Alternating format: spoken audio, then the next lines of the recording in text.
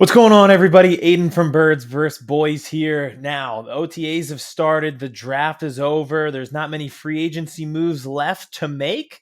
So we're starting to see how the roster is going to be filled out come this summer and then come this season. So let's look at some of the guys who are going to be under the biggest microscope when the season starts, when training camp starts, everything like that. So here are the three Eagles under the biggest microscope this year. Make sure to like this video and subscribe to our channel. Kevin's going to be doing a similar video for the Cowboys. We have an interview this week with a big Cowboys personality, and we're going to do our own show just kind of catching up. We were both out last week, so we'll have all of that for you on our channel as we continue to grow post draft. But let's get into it here with the Eagles. I've got three guys written down, and it's for a variety of reasons. Like a microscope can be a bad thing. It means that you underperformed, and now you need to overcompensate. Or microscope could be you're up and coming. Like, let's see what you have. And I think there's a variety there on my list. Now, the first guy that I am going to mention is the only offensive player that I have on the list. And it is the case that I mentioned where this is not a bad thing that he's under the microscope. Actually, it's just looking at him to take the next step in a guy that I believe could. So at 3, I have Kenny Gainwell. Gainwell is kind of getting lost this offseason a little bit. We saw his capabilities and we even saw it in the Super Bowl. It just felt like eventually it was going to happen that he was going to take over from Miles Sanders. And it really did in the biggest stage in the season where Miles Sanders had like 2 near fumbles and they were like, all right, Kenny Gainwell has been just as productive. Like there's no leash anymore. Like we just got to pull the plug. We got to rip the Band-Aid off and let Gainwell take over. We lose him a little bit because of the DeAndre Swift trade that was a heist and bringing in Rashad Penny, who was the league leader in rushing last year before he got hurt. So why do I think with those two names coming in, should Gainwell still be on our radar? Well, again, we know DeAndre Swift and Rashad Penny are 1-year guys.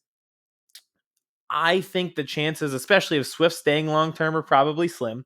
I think this is a team that doesn't love to spend on running backs and therefore might let them walk. You can get the comp pick for DeAndre Swift, which will basically pay for the trade itself. So these could be 1-year guys. There are also 2 guys who are very injury prone. That's why we've been able to get them cheap, especially Rashad Penny, who's coming off a season ending injury again. And once he's been in there, he's been effective. But with 2 guys who are injury prone, you better have a really good backup plan. I think Kenny Gainwell is that. And his first extended action this past season, 4.5 yards per carry, super productive, 4 touchdowns. It just felt like he was a spark plug for the offense every time he got in. And you can use him as a pass catcher as well. You've seen that many times. I think one of my favorite plays in the Super Bowl, he kind of breaks this where, and he did it a few times, but he just kind of breaks a tackle and it turns 2 yards, like little dump off, into 12 yards. And it just felt like he did that all season. And it was just an extra element to the Eagles offense that they really needed. And I think he can do that again.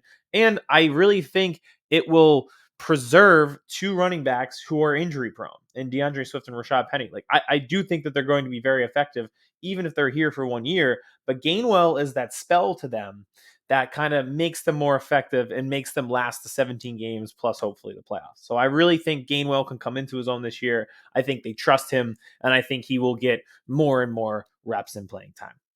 At 2, this might be going the other way. It was an interesting offseason for Darius Slay. He tweeted his goodbyes. We thought he was out the door. It was the day. Very funny because we were all like, what is going on with the Eagles? We're losing all these people. What is going to happen? Slay was in the forefront of that. We're thinking, all right, we're going to lose both corners. It doesn't look like we're trying. At that time, we were actually trying to get a deal done for Chauncey Gardner-Johnson. We thought he might be back. Hargrave left. TJ Edwards left. It was a crazy free agency day. And then when our heads hit the pillow that night, Darius Slay was back with a contract extension. It was probably the craziest part of the offseason is that day, and especially the Slay saga. But this is a guy where I'm glad that he's here. I think he's well liked in the locker room. I think he's well respected across the league.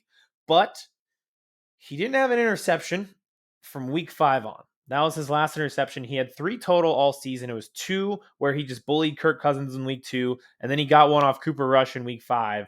And that was about it. And you can make the case that James Bradbury was the more effective cornerback last year. Now, that could be usage. Like, people didn't want to throw at Slay, so they're throwing at Bradbury. And I know part of turnovers is luck. You can't just look at interceptions because if you're a good corner, they're going to throw at you less and less. And maybe it's a little bit of that. But I think it's a big year because it looked like he was gone. it was like, all right, are you the most productive cornerback on our team anymore? And now I think there's going to be heavier emphasis and pressure on both of those corners who are back, because we have safeties who are going to be first-time starters. Reed Blankenship got in and was a starter, but that was due to injury. Chauncey Gardner-Johnson out the door. Marcus Epps out the door. I love Sidney. I might do a video on him on how much I love him, and I think he'll be a starter from day one. But safety is still a position of concern. So I think there's going to be a lot of pressure. I think the corners are going to get tested early by a lot of teams who want to test and see if the safeties can back them up. I do think under Sean Desai, who's going to be very aggressive, they want to force turnovers. That bodes well for Darius Slay. So it's just like a prove it kind of thing. Like, we're glad you're back, but we want you to be productive still while you're here. So I think Darius Slay is a little bit different from Gainwell under why he's under the microscope. Now, the last person at one is a guy who's been under the microscope his entire career with the Eagles until this last year, where he became almost a ghost. At one, Derek Barnett tore his ACL week 1 against the Lions, and the team was so good and things were going so well, we didn't really miss his presence. And the year before, too often, we were feeling his presence in a negative way. The famous clip, it's always it's always him, from Nick Sirianni. And it just felt like every time the defense got momentum, here came the Derek Barnett penalty. You love to see your defensive ends around the quarterback, but you didn't really love to see him around the cornerback, because it usually meant it was going to be a roughing the passer, or he was offsides, or there was an illegal contact, hands to the face. There was always something, and he just made you nervous. This is the last year on the contract. I was honestly surprised that they brought him back in the first place, but they need him, and it's a position that they emphasize. So Brandon Graham is back. We're excited about that, but another year older at age 34. We have Josh Sweat on the other side, who we love, and Hassan Reddick, but you got Nolan Smith coming in, who's a rookie, so we don't really know what we have in him yet. So defensive end, they love to rotate guys through. Barnett will be very important in that aspect, and you just say to yourself, all right, like, this is your last chance. We know it's your last chance. You're coming off an ACL tear. So where are you in level of production? And can you be productive without hurting the team? So he will be under a huge microscope, because the first round pick, and we are at the end of the road. Is it still worth it to have him on the team going into the final year of his contract at a position that they care about so deeply and will invest in if you play well and can get another contract out of that? So we'll see with Barnett. And I just think, honestly, we'll know early in training camp how he looks coming off the ACL tear. He hurt it so early in the season that he should be healthy. So we'll see if he's productive. So that's it. Those are the three. There's a lot of guys that you could name, a lot of guys on the offensive line, defensive line, because we care about that so much. And that's like, we kind of all agree that's how we got to the Super Bowl. So you could name it for anybody, but I think these are three guys, and for a variety of reasons. So if you have any that I think, make sure to comment and see if they belong on this list with the three guys that I had.